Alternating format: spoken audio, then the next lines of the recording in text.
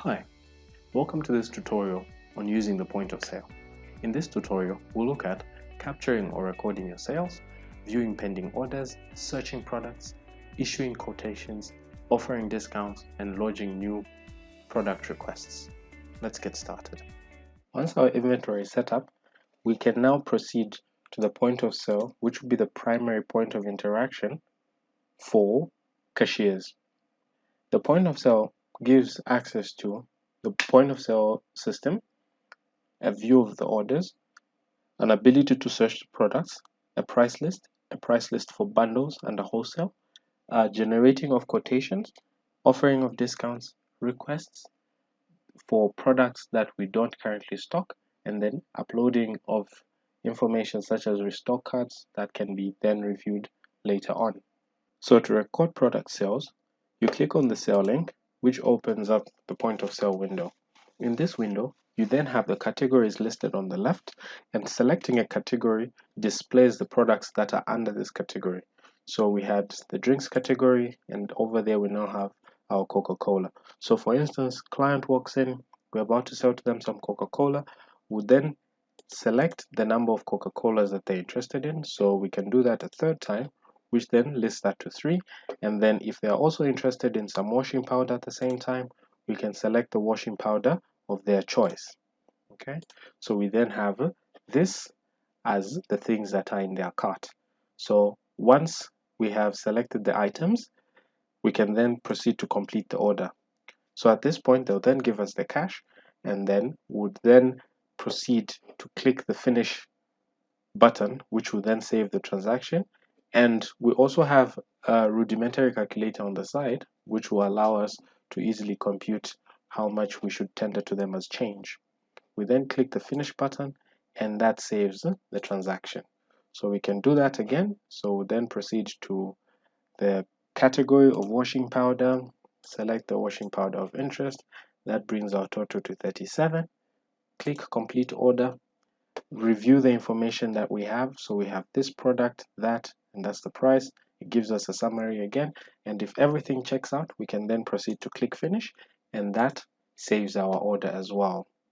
We'll review these sales later on in another tutorial that reviews our accounting process.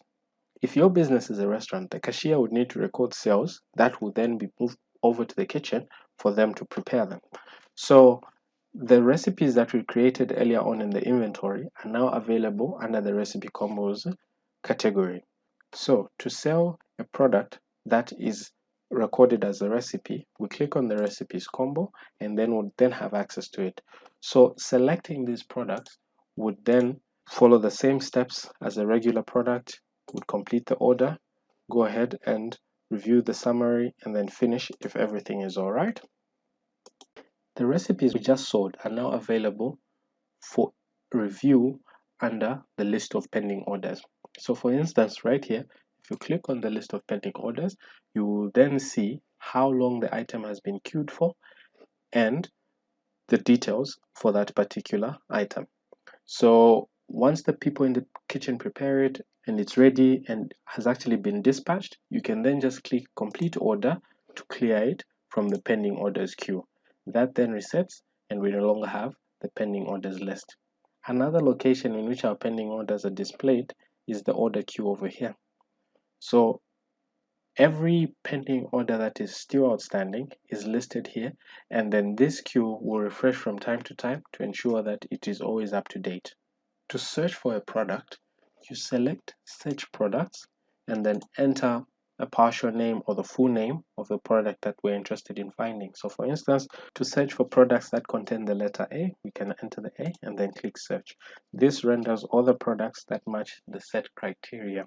Clicking on the product image will give us full details about the product in the inventory section. A price list can also be accessible from the point of sale, and this one is not necessarily printable. It just shows you the price that's available and the current values that you have in stock. So this applies to both the retail and the bundled items. To issue a quotation, you select the quotations link and then enter the details about the quotation that you'd like to generate. So for instance, if Mr. Banda walks in and would like a quotation, so would say John Banda. enter his address, enter his phone number, enter his email address, jbanda@gmail.com. Then enter the products that he would like on his quotation. So if he's interested in a quotation for drinks, would then indicate the value that he's interested in. If he would also like something else, would indicate all those. And notice that it gives you a summary on the right side to preview what the quotation will look like. So once all this information is entered, you can then click Generate Quotation to proceed and review the final quotation. So this is what the quotation now looks like. So this is a PDF that can either be emailed to him or printed out for his use. To locate generated quotations, we can head over to the Search All Quotations window and then indicate the name of the person on the quotation. So we'll then locate Mr. Banda's quotation and would note that it is still pending. So to review the quotation, you click on the report icon and then that renders the quotation for our review.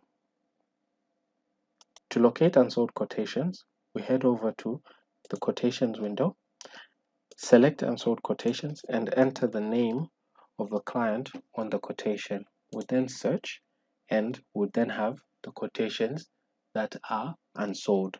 So if a quotation that you issued earlier on is now about to generate a sale, you can then just search directly for the quotation, click on the sale link, and that will populate the details that were in the initial quotation. If there are any adjustments, for instance, you would like to actually buy 40 instead of the initial 50 drinks, you can make those adjustments there and then proceed to complete the order. This is then treated as a regular sale and does not need to be recaptured under the point of sale. If you review this quotation, you will then notice that it is now marked as completed. So if we search for John again, the recent quotation that he had is now completed and is not pending. It actually has a date on which it was sold. To offer a discount, you select the discounts window and then enter the order number for the order that you would like to issue a discount on, or the invoice that you would like to issue a discount on. So for instance, we can locate a particular order and then search for that order. It will then retrieve it, show us the details about that order, note that there is currently no discount on it. So to effect the discount, we'll then click Change Discount.